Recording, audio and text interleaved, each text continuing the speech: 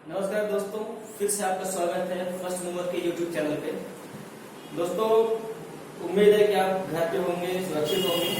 और अगर आपको इस बात की चिंता होगी कि जेल पैडिंग वैकेंसी आ गई है और पढ़ाई नहीं हो पा रही है, तो आप उसकी चिंता बिल्कुल ना करें। उसकी जिम्मेदारी हमने ली हुई है और आपको डेली बेसिस पे मैथ, रीजनिंग, साइंस, इंग्लिश की क्लासेस मिल ही रही होंगी। और जहाँ तक बात जीके जीएस की है, तो वो मैं आपको आपके एग्जाम डेट तक लगभग सारा कवर करवा दिया जाएगा। दोस्तों, हमने लास्ट क्लास में डिस्कस किया था संविधान एक बच्चे के बारे में, और उसके बाद आज की क्लास में हम डिस्कस करेंगे संविधान और संविधान सभा की रचना के बारे में, जिससे कई बार सवाल पूछे जा चुके हैं। और जब हम अपने प्रीवियस ईयर व्यापम के प्रीवियस ईयर के सवाल हम सॉल्व करेंगे, तब आप देखेंगे कि इस टॉपिक से काफी सारे सवाल बने हुए हैं।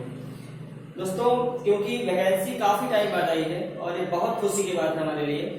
बेसिक तौर पे वैकेंसी कुछ कम है, 338 के आसपास है, पर आपको रीस्टार्ट करने के लिए, आपको फिर से एनर्जेटिक करने के लिए वो वैकेंसी आई थिंक काफी है। क्योंकि इसके पीछे पीछे एमपीएसआई की वैकेंसी और एमपी कांस्टेबल की वैकेंसी मच अवेटेड है, बहुत जल्द उसकी घोषणा होने वाली है। तो मैं तो ये उम्मीद करूंगा कि जितने लोग ये वीडियो देख रहे होंगे, सबसे मेरा हम्बल रिक्वेस्ट है कि वो अपने दोस्तों, अपने रिश्तेदारों से जरूर ये बताएं कि वैकेंसी आने लगी है और आने वाले टाइम पे वैकेंसी आती रहेंगी। तो इसी बहाने आपकी जो पढ़ाई है वो रिस्टार्ट हो जाएगी।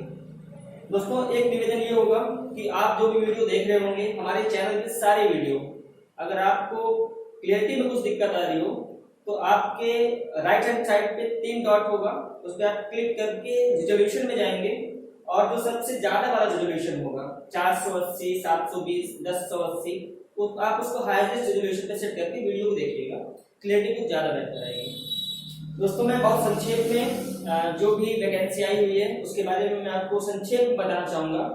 कुछ चीजें ऐसी हैं जो कि रूल बुक में दी गई है, पर शायद आपने ध्यान नहीं दिया हो। दोस्तों, पहली बार, अभी तक ये चल रहा था कि वैकेंसी आएंगी तो हो सकता है एज लिमिट बढ़ा दी जाए, ऐसा कुछ भी नहीं किया गया है। एज लिमिट को मिनिमम 18, मैक्सिमम 33 और महिलाओं के लिए और अदर कैटेगरी के लिए 38 किया गया है। ये भी बातें चल रही थी कि एमपी के बाहर लोग अप्लाई नहीं कर पाएंगे, सब लोगों को पूरी छूट दी गई है, बस एज में रिलैक्सेशन उनको नहीं दिया गया है। 3 मोटी मोटी बातें दोस्तों ये हैं कि आपको एप्लीकेशन फॉर्म भराए जाने लगे हैं और 3 से लेकर 10 नवंबर तक आई थिंक एग्जाम डेट आपकी रखी गई है, जिसके सेंटर 16 जिलों में है। और अच्छी बात यह है कि सीधी में भी आपके सेंटर है। दोस्तों, आधार कार्ड का, अगर आपने आधार कार्ड में अपना मोबाइल नंबर रजिस्टर्ड नहीं करवाया है तो आप उसको जरूर करवा लें। क्लियरिटी साफ तौर पे बोला गया है व्यापम के रूल बुक में, तो आप इसको जरूर करवा लीजिएगा। दूसरा ये कि अगर आपने अपना पंजीयन, अपना रजिस्ट्रेशन नहीं करवाया है रोजगार कार्यालय में, आप उसको जरूर करवा लीजिएगा। और दोस्तों, तीसरी बात ये है कि कांग्रेस सरकार के जो रूल था कि salary first year 70%, second year 80%, third year 90% हम देंगे, वो नियम इस वैकेंसी में अप्लाई होगा। तो दोस्तों, सबसे मोटी बात, सबसे इंपॉर्टेंट बात यह है कि सिलेबस क्या होगा। तो दोस्तों, सिलेबस में आपको 100 नंबर के सवाल होंगे। हम बीच बीच में प्रीवियस ईयर के सवाल भी आपको सॉल्व करवाएंगे, जो प्रीवियस ईयर के सारे सवाल आप यहाँ पे देख पाएंगे। तो 100 नंबर को 5 भागों में बांटा गया है: हिंदी, इंग्लिश, मैथ, साइंस और जीके जीएस। तो दोस्तों, सारे सवालों का बर्डन 20-20 नंबर का होगा। प्रीवियस ईयर में क्लियर तौर पे भी बोला गया था कि 20-20 नंबर के 5 सेगमेंट होंगे, 100 नंबर का आपका सवाल होगा। तो इसके पहले 2-2.5 साल पहले वैकेंसी आई हुई थी, तो ट्रेंड में थोड़ा चेंज हो सकता है कि करंट अफेयर का बर्डन कुछ ज्यादा होगा, पर चीजें सेम होंगी, क्योंकि सरकार और व्यापम को भी ये पता है कि इस माहौल पे सारी चीजें उनके मन मुताबिक नहीं हो पाएंगी। तो मुझे पूरी उम्मीद है कि आपको मेरे द्वारा बताई गई जानकारी अच्छी लगी होगी। अब हम चलते दोस्तों अपने आज के मेन मुद्दे पे। आज का हमारा दूसरा चैप्टर है, आपके पॉलिटी का दूसरा चैप्टर है, संविधान की रचना और संविधान सभा। इस टॉपिक से आपके पुलिस और एसआई और पटवारी में काफी सारे सवाल पूछे जा चुके हैं, जिसका हम डिस्कशन करेंगे आने वाले वीडियो में। दोस्तों, हमने संविधान की परिभाषा देख ली थी, संविधान के प्रकार देख लिए थे और कौन कौन से देश किस किस प्रकार के संविधान के एग्जाम्पल है हमने उसको देखा था।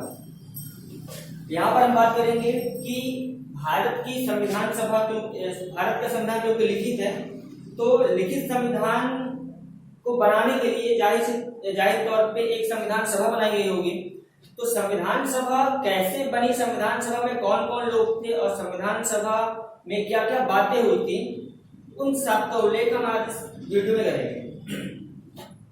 दोस्तों, 1939 से लेकर 1945 तक दूसरा विश्व युद्ध चला और 1945 में ये सेकेंड वर्ल्ड वॉर जब खत्म होता है तो एक आंकड़े के मुताबिक 6 और 9 अगस्त 1945 को जब जापान के हिरोशिमा और नागासाकी में बम विस्फोट हुआ तो लगभग इस पूरे वर्ल्ड वॉर में 5 से 7 करोड़ लोग मारे गए। तो उस दौरान पूरे दुनिया में मैसेज गया कि अब जो भी देशों को गुलाम बनाया गया है, अब उनको एक मानवता के तौर पे छूट दी जाए कि वो अपना जीवन यापन, वो अपने संविधान, वो अपने देश को अपने तरीके से चला पाए। तो एक ग्लोबल मैसेज जाता है पूरी दुनिया में और सारे देशों ने मिलकर इंग्लैंड के ऊपर दबाव बनाया कि आप भारत को फिलहाल उन्हें अपने हिसाब से संविधान बनाने का मौका दें। तो जब एक ग्लोबल तौर पे एक दबाव आता है इंग्लैंड के ऊपर, तो इंग्लैंड ने दुनिया को दिखाने के लिए कि हम अब भारत में अपनी हुकूमत समाप्त करते हैं और भारत को हम उनके हिसाब से जीने का मौका देंगे। ये केवल एक बहाना था, केवल दिखावा था, जबकि बेसिक उद्देश्य ये था, जबकि उसके पीछे मेन कारण ये था कि अब अंग्रेजों के पास भारत को लूटने लायक कुछ बचा भी नहीं था, क्योंकि हम लगभग 300 साढ़े 300 सालों में जो भी हमारे पास रेवेन्यू था, जो भी हमारे पास पैसे थे, सब चीज लूटे जा चुके थे। तो उन्होंने एक दिखावे के तौर पे भारत का अंतिम वायसराय लॉर्ड माउंटबेटन को भारत भेजा और उन्हें बोला कि आपको जिम्मेदारी दी जाती है कि आप भारतीयों से बात करें और उन्हें उनका संविधान बनाने का मौका दें। तो भारत के अंतिम वायसराय माने जाते हैं लॉर्ड माउंटबेटन भारत के अंतिम वायसराय माने जाते हैं। तो उन्हें जिम्मेदारी दी जाती है कि आप भारत जाएं और भारतीयों से बात करें। तो उस टाइम पे भारत के 2 बड़े चेहरे माने जाते थे, भारतीय राजनीति के 2 बड़े सितारे थे। एक पर्दे के पीछे काम करते थे आदरणीय गांधी जी और पर्दे के आगे काम करते थे नेहरू जी। तो उस टाइम पे नेहरू एक ऐसे व्यक्ति थे जिन्हें लॉर्ड माउंटबेटन पहले से जानते थे, बाकी नेताओं से मुलाकात उनकी भारत आने के बाद होती है। तो जब लॉर्ड माउंटबेटन भारत आते हैं तो उन्होंने बात की भारतीय नेताओं से कि चलिए हम आपको मौका देते हैं, आप अपना संविधान खुद बना लें। तो लॉर्ड माउंटबेटन ने इस पूरी मीटिंग की अध्यक्षता स्वयं की और भारत के जो बड़े नेता थे, जो भारत के फेमस पर्सनालिटी थी, उनको इकट्ठा करके उनके साथ मीटिंग करके एक अंतरिम सरकार बनाई गई, एक इंटरिम गवर्नमेंट बनाई गई। और इससे सवाल पूछे जाते हैं, एग्जाम्पल के तौर पे भारत के पहले गृह मंत्री कौन थे? सरदार पटेल। भारत के पहले शिक्षा मंत्री कौन थे? चक्रवर्ती राजगोपालाचारी। ऐसे सवाल पूछे गए हैं। तो अंतरिम सरकार का गठन किया गया। तो इस प्रकार जो भी सांचा ढांचा बुना गया, जो भी संविधान सभा के अंदर और बाहर की राजनीतिक हलचलें थी, उनको हम आज इस लेक्चर में डिस्कस करेंगे। तो इस पूरे सांचे ढांचे में सबसे मेन रोल अदा किया था Lord Mountbatten, Nehru and company ने। तो यहाँ पे लिखी गई हर एक लाइन कभी न कभी किसी न किसी पेपर का हिस्सा जरूर बना हुआ है। तो मेरी गुजारिश है आपसे कि इन चीजों को आप नोट डाउन कर लीजिएगा। इस चैप्टर की शुरुआत ही यहाँ से होती है। तो 24 अगस्त 1946 को लॉर्ड माउंटबेटन और जवाहरलाल नेहरू की एक बैठक होती है, जिसमें ये फैसला लिया जाता है कि आप अपनी एक अंतरिम सरकार बना सकते हैं, जिसे हम बाद में परमानेंट कर देंगे। और परमानेंट कर भी दिया गया था। जब भारत की पहली संसद बनती है तो यही मंत्री वहां पे मेन मंत्री के रूप में कार्य किए। तो 24 अगस्त 1946 को अंतरिम सरकार की घोषणा की जाती है और 2 सितंबर 1946 को नेहरू जी ने उस सरकार को प्रपोज कर दिया था, यानी कि उस सरकार को फाइनल कर दिया था कि हाँ, जो घोषणा की गई है उसको हम फाइनलाइज कर रहे हैं। तो दोनों डेट काफी महत्वपूर्ण हो जाएंगी।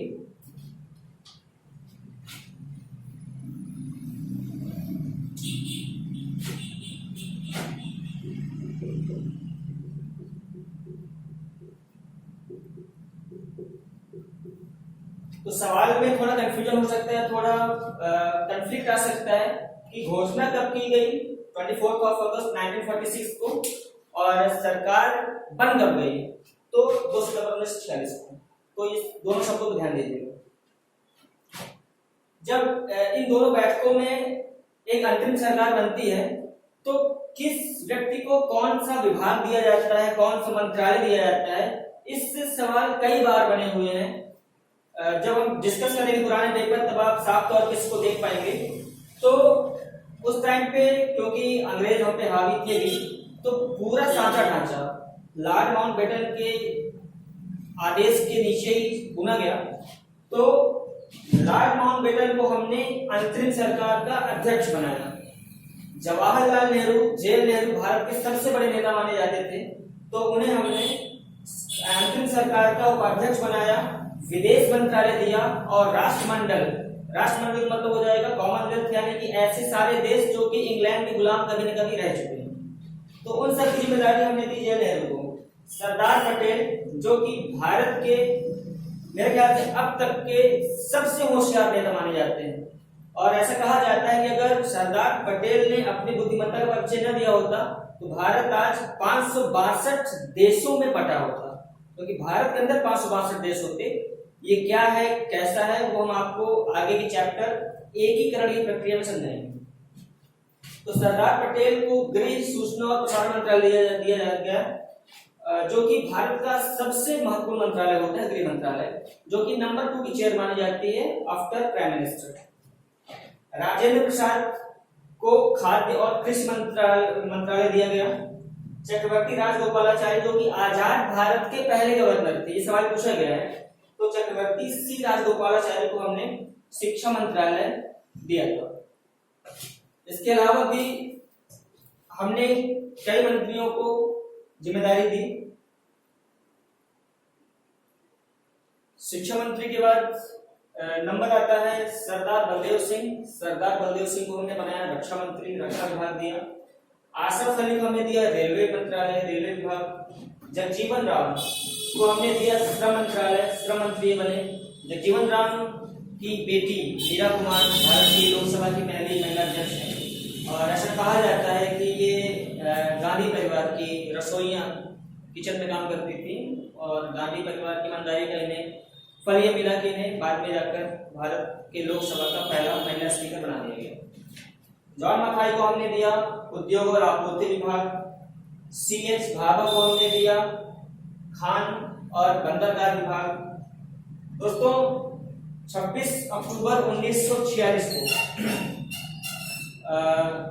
मुस्लिम लीग के विरोध के कारण, क्योंकि मुस्लिम लीग को ये जो अंतरिम सरकार बनी थी, तो उसको लेकर मुस्लिम लीग और कांग्रेस के बीच में कुछ विवाद थे।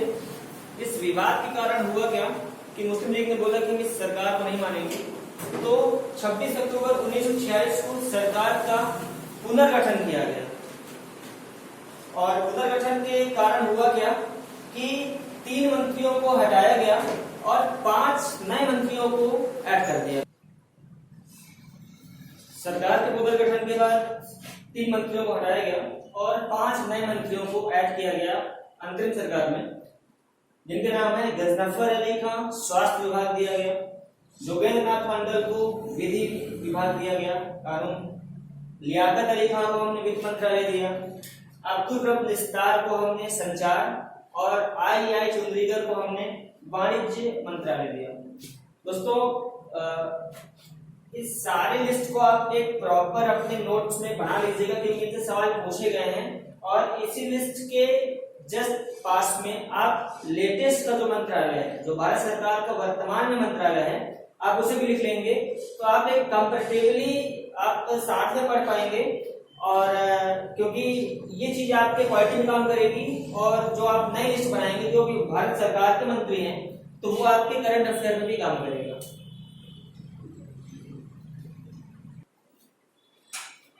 दोस्तों जो मैंने अभी आपको लिस्ट बनवाई थी कैबिनेट मंत्रियों की, या अंतरिम सरकार कह सकते हैं, उनको आप एक प्रॉपर लिस्टिंग कर लीजिएगा, उनसे सवाल पूछे गए हैं। दोस्तों ये तो था अंतरिम सरकार का गठन। दोस्तों हम बात करेंगे कि जो हमने संविधान लिखा हुआ है, क्योंकि आपको पहले से पता है कि भारत का संविधान दुनिया का सबसे बड़ा लिखित संविधान है। तो लिखित संविधान को हमने लिखा कैसे और लिखने की जिम्मेदारी हमने दी किसे, तो उसका जवाब आज हम यहाँ पे निकालने जा रहे हैं कि हमने कैबिनेट मिशन योजना के तहत हमने कुछ सदस्यों को डिसाइड किया कि आप आएंगे, आप चुने जाएंगे, आप चुने गए हैं और आपको जिम्मेदारी दी जाती है कि आप भारत का संविधान बनाने में हमारा सहयोग करें। तो इस पूरे योजना को हमने नाम दिया था कैबिनेट मिशन योजना। तो इसमें हमने किया क्या कि हमने पूरे भारत को 389 सीटों में डिवाइड कर दिया और 389 सीटों पर हमने चुनाव करवाए, ऐसे नॉर्मल चुनाव होते हैं। तो 389 सीटों में जो 292 लोग थे, जो 292 मेंबर थे, वो ब्रिटिश भारत के अधीन जो क्षेत्र थे वहां चुने गए थे। जो 4 लोग थे जो भारत में 4 चीफ कमिश्नरी क्षेत्र थे वहां से चुने गए थे और जो 93 सदस्य आए थे, तो वो जो देसी रियासतें थी वहां से हमने चुना था। तो 292 प्लस 4 प्लस 93 करने पे 389 लोग आते हैं। तो 389 लोगों का हमने पूरे भारत में चुनाव करके उन्हें सेलेक्ट किया कि आप आएंगे और भारत का संविधान बनाएंगे, भारत के विकास की दशा और दिशा तय करेंगे। तो जब ये पूरा चुनाव हुआ, सारे मेंबर इलेक्ट हुए, सेलेक्ट हुए और जब ये डिसाइड किया गया कि हाँ अब भारत का संविधान हम बनाने और लिखने के एक कदम दूर हैं, तो वो डेट मानी जाती है भारत में 9 दिसंबर 1946 को। संविधान सभा में जो मेंबर आए थे उनका हमने जुलाई और अगस्त में चुनाव करवाया और इसमें कांग्रेस को बम्पर जीत मिली, क्योंकि कांग्रेस पहले की इकलौती पार्टी मानी जाती थी और दूसरी जो अच्छी पार्टी, ठीक ठाक पार्टी मानी जाती थी जिसके पास कुछ मेंबर थे, वो थी मुस्लिम लीग। तो कांग्रेस की इस चुनाव में, इस संविधान सभा के जो मेंबर वाला चुनाव था उसमें बम्पर जीत मिली। 208 सीटें आई कांग्रेस को और 73 सीटें मिली थी मुस्लिम लीग को। तो मुस्लिम लीग इस बात से काफी ज्यादा खफा थी और मुस्लिम लीग ने संविधान सभा का बायकॉट भी कर दिया था, क्योंकि मुस्लिम लीग के दिमाग में आ चुका था कि भारत अब एक अलग दिशा में जा रहा है और भारत मुसलमानों के हितों का संरक्षक नहीं रहा है। तो मुस्लिम लीग ने ये डिमांड कर दी कि संविधान बनता रहेगा, आप पहले देश बांट लो। तो 3 जून योजना के तहत ये डिसाइड हो जाता है कि एक योजना ही बनाई गई थी, 3 जून योजना जिसे बोला गया। तो उस योजना के तहत ये डिसाइड हो जाता है कि भारत के टुकड़े होंगे, यानी कि भारत 2 भागों में बट जाएगा। तो 14-15 अगस्त मिडनाइट 1947 को भारत 2 हिस्सों में बंट जाता है। तो जब हमने 389 लोगों को चुन लिया कि हाँ भाई आप ही आएंगे, आप ही भारत का संविधान लिखेंगे, तो सारे लोग इकट्ठा होते हैं 9 दिसंबर 1946 को। ये डेट बहुत महत्वपूर्ण होगी क्योंकि संविधान को बनाने की शुरुआत होती है 9 दिसंबर 1946 को। इससे जुड़े हुए कुछ फैक्ट ये हैं कि सवाल अगर पूछा जाएगा कि संविधान की पहली बैठक में किस पार्टी ने हिस्सा नहीं लिया था, मुस्लिम लीग। संविधान की पहली बैठक में कितने मेंबर आए थे? 210 सदस्य आए थे। तो दोस्तों जब कोई सभा होती है, जब कोई एक सम्मेलन होता है, तो उसकी अध्यक्षता के लिए एक व्यक्ति को चुना जाता है और हमारे ट्रेडिशन के हिसाब से, हमारे संस्कार के हिसाब से हम उस व्यक्ति को तवज्जो तरजीह ज्यादा देते हैं जो कि सीनियर होता है, जो कि मोस्ट सीनियर होता है। तो उस टाइम पे जितने भर मेंबर थे, 210 मेंबर थे, उसमें से जो सबसे सीनियर थे वो थे सच्चिदानंद सिन्हा। तो हमने 9 तारीख को जब हमने बैठक स्टार्ट की थी, तब हमने सबसे मोस्ट सीनियर मेंबर सच्चिदानंद सिन्हा को संविधान सभा का अध्यक्ष बना दिया था। पर यहाँ पर मसला ये है कि ये जो अध्यक्ष थे वो अस्थायी अध्यक्ष थे। तो सवाल पूछा जाएगा कि पहले अध्यक्ष कौन थे, तो अगर सच्चिदानंद सिन्हा ऑप्शन में नहीं आता है तब आप लिखेंगे राजेंद्र प्रसाद को, अदरवाइज आप सच्चिदानंद सिन्हा को लिख रहे। तो पहली बैठक 9 तारीख को स्टार्ट होती 210 मेंबर के साथ और अध्यक्षता कर दी सच्चिदानंद सिन्हा ने। पर हुआ क्या कि बैठक 9 तारीख को चली, 10 तारीख को चली और 11 तारीख को जब सारे लोग फिर से इकट्ठा होते हैं तब उन्होंने सर्वसम्मति से अपने पहले अस्थायी अध्यक्ष को चुन लिया, जो कि थे राजेंद्र प्रसाद। तो पहले अस्थायी अध्यक्ष सिन्हा जी और पहले स्थायी अध्यक्ष आपके माने जाएंगे राजेंद्र प्रसाद जी। तो आप यहाँ पर देख रहे होंगे कि एक सीक्वेंस भी बिल्डअप हो रहा है, जस्ट लाइक रीजनिंग। 9, 11, 13। तो 9 आपने जान लिया कि पहली बैठक हुई। 11 को क्या हुआ, हमने अपना अध्यक्ष चुन लिया, स्थायी अध्यक्ष, जो कि संविधान के बनने के लास्ट तक अध्यक्ष बने ही रहे। 13 दिसंबर 1946 को सारे मेंबर्स में से एक मेंबर, जिनका नाम था पंडित जवाहरलाल नेहरू, वो खड़े होते हैं और उन्होंने एक बात बोली। उस बात की भाषा इतनी प्रभावशाली थी, उस बात की जो शब्दावली थी इतनी इफेक्टिव थी कि उसे हमने अपने संविधान की उद्देशिका, अपने संविधान का प्रस्तावना के रूप में उसको हमने प्रपोज कर दिया। और नेहरू के द्वारा जो बातें बोली गई थी उसको हमने बोला उद्देश्य प्रस्ताव। सवाल ये पूछा गया है कि उद्देश्य प्रस्ताव किसने दिया था।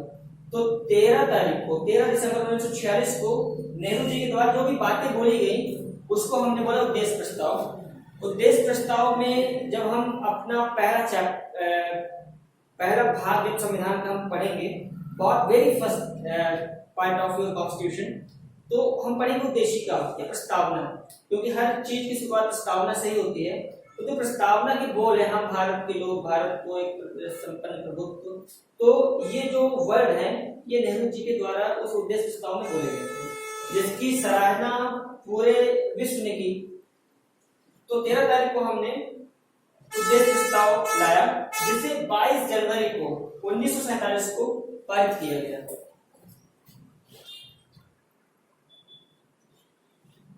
दोस्तों, संविधान सभा के गठन के बाद हमने संविधान सभा के जितने सम्मानित मेंबर थे उन्हें हमने अलग अलग जिम्मेदारी दे दी कि आपको पर्टिकुलर इसी विषय पे सलाह देनी है, आपको इसी विषय पे बातें करनी है। तो इसको लेकर हमने संविधान में कुछ समितियां बना दी, संविधान सभा में हमने कुछ टीम बना दिए कि आप कुछ लोग मिलकर इस मुद्दे पे हमें सलाह देंगे, हमें अपने राय देंगे। तो समितियों से भी सवाल कई बार पूछे गए हैं कि इस समिति के अध्यक्ष कौन थे, या कि ये फलाने व्यक्ति किस समिति के अध्यक्ष थे, इनसे भी सवाल पूछे गए हैं। तो दोस्तों, यहाँ पर हमने समितियों की लिस्टिंग की हुई है, तो आई होप आप इसका स्क्रीनशॉट लेके प्रॉपर नोट डाउन कर लीजिएगा। विजिबल होगा तो वेल एंड गुड, विजिबल नहीं होगा तो मैंने आपको पहले बताया कि राइट हैंड साइड पे 3 डॉट पे क्लिक करके आप रेजोल्यूशन को बढ़ा सकते हैं। अभी ऑटो मोड पे होगा, आप उसे मैक्सिमम कर लीजिएगा, आपके फोन पे जितना भी आ रहा होगा, 720, 1080 व्हाटएवर। तो मैं रिस्पेक्टिवली बोल दे रहा हूँ, आपको सुनाने में भी आ जाएगा और लिखने में भी आसानी हो जाएगी। तो पहली समिति थी नियम समिति, दूसरी समिति थी संचालन समिति, तीसरी समिति थी रियासत समिति। इन तीनों समिति के अध्यक्ष थे राजेंद्र प्रसाद जी। चौथी समिति है प्रारूप समिति। प्रारूप समिति से सवाल पूछे गए हैं क्योंकि भीमराव अम्बेडकर का नाम भारत में बड़ी इज्जत के साथ लिया जाता है और उन्होंने बहुत मेन रोल प्ले किया था संविधान के स्ट्रक्चर में कि कौन सी बातें कब लिखी जाएंगी, कहाँ लिखी जाएंगी, फॉर्मेट क्या होगा। जो एक साचा ढांचा बुना था संविधान की किताब का, वो अम्बेडकर जी ने तैयार किया था। तो ये सवाल बहुत महत्वपूर्ण हो जाएगा। प्रारूप समिति के अध्यक्ष थे भीमराव अम्बेडकर जी। इस समिति में 6 सदस्य थे। अगली समिति है क्रांति संविधान समिति, इसके अध्यक्ष और सलाहकार समिति, दोनों के अध्यक्ष थे सरदार वल्लभ भाई पटेल। यहाँ पे एक बात गौरतलब होगी कि सलाहकार समिति की 2 उप समितियां थी। पहली उप समिति है मूल अधिकार उप समिति और दूसरी उप समिति होगी अल्पसंख्यक उप समिति। तो ध्यान रखिएगा, सवाल अगर पूछा जाएगा कि निम्न समितियों में से किस समिति की 2 उप समितियां बनाई गई थी, तो सलाहकार समिति की 2 उप समितियां बनाई गई थी। अगर हम दोस्तों आगे बात करें तो इसके आगे की लिस्ट हमने यहाँ पे लिखी हुई है। तो संघ शक्ति समिति, संघ संविधान समिति और राज्य समिति की जिम्मेदारी दी गई थी पंडित जवाहरलाल नेहरू को। सर्वोच्च न्यायालय से संबंधित जो भी सलाह देने थे उसकी जिम्मेदारी हमने दी एस वार्दाचार्य को। झंडा समिति की जिम्मेदारी हमने दी जेबी कृपलानी को। और ये वाली जो 2 समितियां हैं हमने इसको लास्ट में लिख दिया है मूल अधिकार उप समिति की जिम्मेदारी दी गई थी जेके पिलानी को, और अल्पसंख्यक उप समिति की जिम्मेदारी दी गई थी एच.सी. मुखर्जी को। दोस्तों, समितियों के निर्माण के बाद अब एक बहुत बड़ी जिम्मेदारी होती है कि सारे सदस्य मिलें और एक बेहतर संविधान बनाएं। भारतीय संविधान की बात करें तो भारतीय संविधान जिस ऊंचाइयों के साथ लिखा गया, जिस गंभीरता के साथ लिखा गया, उसमें लगभग 60 देशों की बातें, 60 देशों की संविधान की विशेषताओं को हमने शामिल किया। तो इस मुद्दे पर भी कई बार सवाल पूछे गए हैं। तो मैं आपको यहाँ पे दिखा दूं, बी.एन. राव को हमने संवैधानिक सलाहकार बनाया था और इन्हें जिम्मेदारी दी थी कि आप अलग अलग देशों में जाएं और किस देश के संविधान में कौन सी नई बातें इंप्लीमेंट की जा सकती हैं, आप उसकी जानकारी भारतीय संविधान में रखें। तो इन्होंने लगभग 60 देशों की यात्राएं की और 60 देशों की खूबियों को इन्होंने अपने संविधान में शामिल करवाया। दोस्तों, अगर हम बात करें कि संविधान बनाने में कितना खर्च लगा, तो लूसेंट के फैक्ट के हिसाब से लगभग 62 लाख रुपए खर्च हुए। तो उस आंकड़े को हम वेरीफाई नहीं कर सकते क्योंकि उस टाइम पे कोई ऐसा अकाउंटेंट नहीं बैठा था जो कि पूरा मेजर कर रहा हो कितने पैसे लगे। पर अगर हम बात करें कि टाइम कितना लगा और कितनी बैठकें हुई, तो ये सवाल बनता है कि संविधान के निर्माण में कितनी बैठकें हुई। तो संविधान के निर्माण के लिए 12 बैठकें हुई थी। हमने जस्ट 2 मिनट पहले देखा था कि बैठक स्टार्ट होती है 9 दिसंबर से, 9 दिसंबर 1946 से पहली बैठक होती है। तो मैंने यहाँ पे लिखा हुआ है कि 9 से 23 दिसंबर 1946 को पहली बैठक होती है और आखिरी बैठक होती है 24 जनवरी 1950 को। तो ये बैठकें लगातार नहीं होती हैं। जितनी भी बैठकें हुई, 12 बैठकें हुई हैं, ये बैठकें जितने जितने दिन के लिए हुई हैं, अगर आप उसको पूरा काउंट करेंगे तो वो आएगा 2 साल 11 महीना और 18 दिन। सवाल पूछा गया है कि संविधान बनने में कुल समय कितना लगा, तो उसका जवाब होगा 2 साल 11 महीना 18 दिन, लगभग 3 साल तक संविधान भारत का बनता है। तो 12 बैठकें होती हैं। तो एक सवाल दोस्तों यहाँ पे ये आता है कि जब 24 जनवरी को संविधान बन गया था, तब हमने 26 जनवरी को अपना गणतंत्र दिवस क्यों मनाया? तो इसके पीछे कारण ये था कि हमने 1930 में 26 तारीख को ही पहली बार पूर्ण स्वराज्य का लक्ष्य रखा था। तो 24 तारीख को तो संविधान हमारा बन चुका था, पर आज से 20 साल पहले, यानी कि 1950 से 20 साल पहले 1930 में जो बातें बोली गई थी वो 26 तारीख को बोली गई थी। तो उस डेट को क्लैश करने के लिए हमने एक दिन बाद यानी कि 26 तारीख को हमने अपना गणतंत्र दिवस मनाने का फैसला किया था। तो जब अंतिम बैठक की बारी आती है, तो अंतिम बैठक में 3 बहुत महत्वपूर्ण फैसले लिए गए। और यहाँ से भी सवाल बनता है कि राष्ट्रपति के चुनाव कब हुआ, या कि राष्ट्रगान को कब स्वीकार किया गया, या कि संविधान पे अंतिम हस्ताक्षर कब किए गए। तो इसका जवाब है संविधान की अंतिम बैठक, यानी कि 24 जनवरी 1950 को, जब संविधान की बैठक का आखिरी दौर चल रहा था, जब संविधान की पोथी लगभग अपने समापन की ओर बढ़ रही थी, तो उस दिन हमने 3 बहुत बड़े फैसले किए। पहला काम हमने किया, राष्ट्रपति का चुनाव करवाया। यहाँ पे जानना जरूरी ये है कि राष्ट्रपति का चुनाव जो यहाँ पर हुआ था, वो जो राष्ट्रपति को चुनने का तरीका है उस तरीके से नहीं किया गया था। हमने बस एक नाम बतौर एक व्यक्ति को हमने चुन लिया था। ये वास्तविक चुनाव की तरह से नहीं था। हमने केवल एक नाम के तौर पे, एक व्यक्ति के तौर पे इन्हें चुन लिया था। बाकी जो वास्तविक चुनाव थे वो हमने 51 गाँव में करवाए थे। तो 24 तारीख को संविधान की अंतिम बैठक में हमने राष्ट्रपति का चुनाव करवाया, राष्ट्रगान को स्वीकार किया और संविधान की सारी बातों को लिखने के बाद लास्ट में सारे मेंबर्स के हस्ताक्षर का कार्य भी हमने 24 तारीख को ही किया था। दोस्तों, भारत इतनी विविधताओं वाला देश है, इतनी विशेषताओं वाला देश है, इतनी भाषा, इतनी बोली, इतने त्योहार, इतने राज्य, इतने गांव वाला देश है कि अनेकता में एकता हमारी खूबी है। तो इतने बड़े देश की खूबी को एक किताब में संभालना अपने आप में बहुत मुश्किल था। और उस टाइम पे जिन भी लोगों ने संविधान को बनाने में सहयोग किया, आने वाली पीढ़ी हमारे साथ हमेशा भारी रहेगी कि उन्होंने इतना शानदार संविधान दिया। और अच्छी बुरी बात है दोस्तों, हर जगह है, हर संविधान में है, पर हमें अपने संविधान पे काफी प्राउड है, क्योंकि एक मैं आपको ऐसा डेटा दे रहा हूँ जिसको सोचकर आप ताज्जुब करेंगे कि जितनी भर बैठकें हुई हैं, जितने मेंबर थे, सारे लोगों ने अपने अपने सुझाव दिए कि ये चीज भी रखा जा सकता है, ये भी चीज रखा जा सकता है। तो सारी बातों के बियॉन्ड, सारी बातों के इतर अगर एक बात देखी जाए तो 7635 संविधान में संशोधन सुधार दिए गए थे। यानी कि जो भी सारी बातें लिखी गई थी उसमें से 7635 संशोधन मिले थे कि ये चीज सुधारी जाए, ये चीज में संशोधन किया जाए, जिसमें से हमने छटनी करते करते करते करते 2473 बातों पे हमने विचार भी किया था। यानी कि 7500 बातें हमें बाद में लगी कि इन्हें और भी ऐड करना चाहिए, जिसको हमने स्क्रूटनी के बाद लगभग 2500 यानी कि 2473 बातों पर हमने विचार किया और उसको संविधान में शामिल भी किया था। तो 2 साल 11 माह 18 दिन के बाद अपना संविधान बनकर तैयार हुआ, जो कि विश्व का सबसे बड़ा लिखित संविधान है।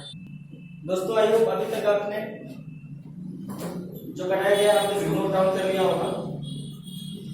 दोस्तों अब संविधान सभा का गठन हमने पढ़ लिया, संविधान सभा की हमने समितियां पढ़ ली और संविधान लगभग अपना 2 साल 11 महीना और 18 दिन में बनकर तैयार हो गया। दोस्तों जब सारा संविधान बनकर तैयार हुआ तो उसके बाद जो संविधान से जुड़े हुए फैक्ट हैं, संविधान के फिगर से जुड़े हुए जो फैक्ट हैं, वो यहाँ पर मैं आपको बताना चाहूंगा कि हमारे संविधान में 395 अनुच्छेद लिखे गए, 8 अनुसूचियां लिखी गई और 22 भागों में संविधान को बांटा गया।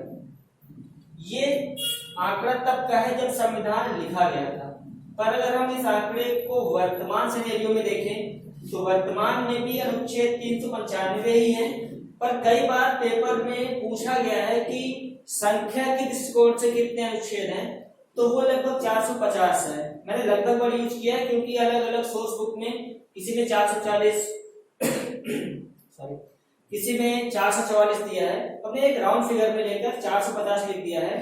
तो जब सवाल पूछेगा कि संविधान में अनुच्छेद कितने हैं, तो संवैधानिक रूप से 395 हैं, पर संख्या के हिसाब से 450 है। तो ऐसा इसलिए होता है क्योंकि जब अनुच्छेद या संविधान में हम जब कुछ चीज ऐड करते हैं तो वो चीजें लगती अनुच्छेद की तरह हैं, लगती विधेयक की तरह है, पर वो जो प्रोसेस होता है राज्य लोकसभा, राज्यसभा, राष्ट्रपति उस तक पहुंच नहीं पाती हैं।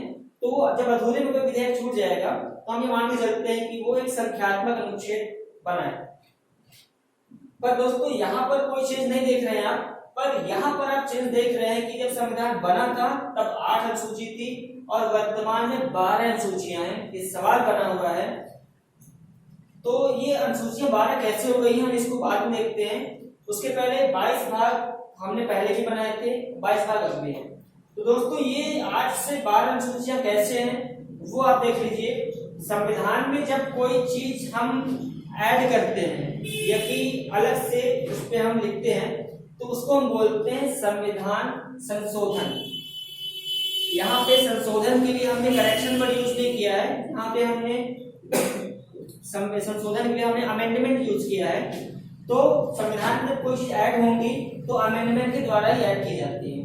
तो 8 से लेकर 12 यानी कि 4 अनुसूचियां जोड़ी गई हैं। सवाल दोस्तों कैसे बनते हैं कि संविधान में मूल रूप से कितनी अनुसूचियां थी, 8। संविधान में वर्तमान में कितनी अनुसूचियां हैं, 12। संशोधन के माध्यम से कितनी अनुसूचियों को जोड़ा गया है, 4। तो वो 4 अनुसूचियां हमने कब जोड़ा है, ये सवाल बहुत महत्वपूर्ण हो जाएगा। तो दोस्तों हमने 9वीं अनुसूची जोड़ी है पहले संविधान संशोधन 1951 के द्वारा, यानी कि 1951 में पहला संशोधन जो हमने पहला सुधार किया था उसी में हमने 9वीं अनुसूची को ऐड कर दिया है। 10वीं अनुसूची को हमने जोड़ा है 52वें, ये प्रथम 52, 73, 74 ये क्रम होगा संशोधन का और यहाँ पर होगा वो साल जब वो संशोधन किया गया। तो 10वीं अनुसूची को हमने संविधान में जोड़ा है 52वें संविधान संशोधन 1985 के द्वारा। 11वीं अनुसूची को हमने जोड़ा है 73वें संविधान संशोधन 1992 के द्वारा। और 12वीं अनुसूची को हमने जोड़ा है 74वें संविधान संशोधन 1992 के द्वारा। दोस्तों यहाँ पर कई लोगों के मन में सवाल आ रहा होगा कि हमें ये सारी चीजें याद भी करनी पड़ेगी। 395 आर्टिकल, 12 अनुसूचियां, 22 भाग। दोस्तों धीरे धीरे जैसे जैसे हम अपने चैप्टर को आगे बढ़ाएंगे, हम इस सेक्शन को आगे बढ़ाएंगे, तो आपको ये समझ में आता जाएगा कि किस अनुच्छेद से सवाल पूछे जाते हैं। 450 या 395 अनुच्छेद किसी को भी नहीं याद होंगे। तो मैंने पहले ही बताया था कि हमारे पढ़ाने का मकसद केवल ये है कि केवल आपकी समझ उतनी बातों पे रहे, उतनी बातों पे आप कमांड बना पाए जितनी बातें आपके एग्जाम के पॉइंट ऑफ व्यू से महत्वपूर्ण है। क्योंकि अगर आप ये सोचे कि हम सारा ज्ञान ले लें, मैथ, रीजनिंग, हिंदी, इंग्लिश, विज्ञान, भूगोल, पॉलिटी, तो एक अकेले इंसान के बस की बात ये नहीं है। तो हमारा प्रयास ये पूरा होगा कि आपको वो सारी बातें कवर करा दी जाएं जो कि आपके एग्जाम पॉइंट ऑफ व्यू से महत्वपूर्ण है, आप केवल एग्जाम क्रैक कर पाए। तो ये बातें आप आई होप समझ गए होंगे कि अनुसूचियां 8 से 12 तक कैसे हो गई। और ये वाली जो लाइन दोस्तों, ये बहुत महत्वपूर्ण लाइन है। आप एमपीएसआई का पुराना पेपर उठाएंगे, ये सवाल स्पष्ट रूप से पूछा गया है कि भारत का मिनी संविधान किसे कहते हैं। तो हमने पहले संशोधन से हमने संशोधन की प्रक्रिया चालू कर दी। तो ये बढ़ते बढ़ते जब 42वें नंबर पे आई ये प्रक्रिया, यानी कि जब हमने 42वां संशोधन किया 1976 में, तब हमने इस 42वें संशोधन को मिनी संविधान बोल दिया। इसके पीछे कारण ये था कि हमने 42वें नंबर संशोधन में 59 बातें सुधार दी, 59 बातों को उल्लेख किया गया। तो एक संशोधन के अंदर में इतनी ज्यादा बातें एडजस्ट करने के कारण हमने संविधान का एक मिनी प्रारूप या मिनी संविधान कहा है। दोस्तों आज की वीडियो में इतना ही। मुझे पूरी उम्मीद है कि आज इस अपने पॉलिटी के सेकंड चैप्टर में जो भी बातें बताई गई होंगी आपको समझ में आई होंगी। अगर आपको इस वीडियो से रिलेटेड कोई भी क्वेरी है तो दोस्तों आप कमेंट बॉक्स में बातों को पूछ सकते हैं। और अगर वीडियो की क्लियरिटी लेकर कुछ सवाल है तो आप अपने वीडियो का रिजोल्यूशन बढ़ा सकते हैं। इस चैप्टर में केवल एक बात और बची है जिसका हम डिस्कशन करेंगे अपने नेक्स्ट वीडियो में। आई होप आपको आज की बातें पसंद आई होंगी। तो आप घर में रहें, सुरक्षित रहें और जेल प्रहरी की जो भी वैकेंसी आई आप उसके लिए निश्चित रहें। सारी बातों को हम यहाँ पर कवर कराएंगे। मिलते हैं अगले वीडियो में। धन्यवाद।